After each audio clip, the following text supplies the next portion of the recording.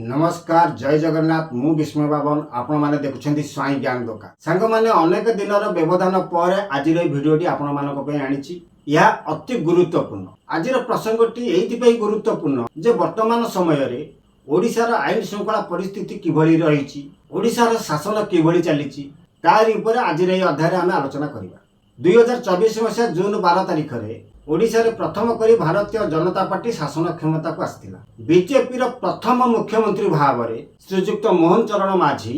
शपथ ग्रहण करथिले केंद्रीय शीर्ष नेतृत्व मध्य उपस्थित थिले ए 2026 मसीहा जून 12 तारिख को मोहन सरकार को 2 वर्ष पूरी जाइछि 3 वर्ष रे पाद दैछंती मोहन सरकार तेबे ए 2 वर्ष भितर केते सफलता साउंडिछंती केते विफलता साउंडिछंती से बाबत वर्तमान आमे आलोचना करिबा जो कही सुभद्रा योजना देवे बोली ताहा देई चली चाषी मानक जो 800 टंकार अधिक सब्सिडी देवे बोली घोषणा करथिले निर्वाचन इस्ताहार रे प्रथम वर्ष देइथिले द्वितीय वर्ष दबा भितर टिके गड़बड़ होइथिला 80 वर्ष रु ऊर्ध्व वृद्ध वृद्धा मानक 3500 टंकार भत्ता दिया जीवो बोली सेथिरे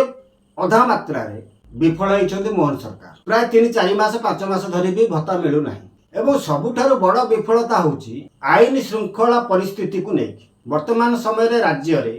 आईन श्रृंखला परिस्थिति पूरा विपर्यस्त हो पड़ी सारा ओडिशावासी कहते एबे जो 2 वर्ष पूर्ति कार्यक्रम होइथिला सेही कार्यक्रम रे माननीय मुख्यमंत्री श्रीजुक्त मोहन चरण माझी निज मध्य स्वीकार करछन्ती सबुठारे पुलिस मानकर दबंगिरी चलीछि बिना दोष रे साधारण लोक मानक थाना को नहीं कि पिटी पाटी की मारी दउछन्ती इंजर्ड करि दउछन्ती कोठी साधारण लोक मानकर कथा सुना जाउ नहीं बेसी पुलिस व्यवस्था को नहीं कि सरकार पूरा लज्जित हो पड़े अपमानित हेले किंतु या भितर गोटे बड़ समस्या देखा देछि सीएम को ऑफिस रु अर्थात मुख्यमंत्री कार्यालय रु कंधमाल जल्लेशपेट आश्रम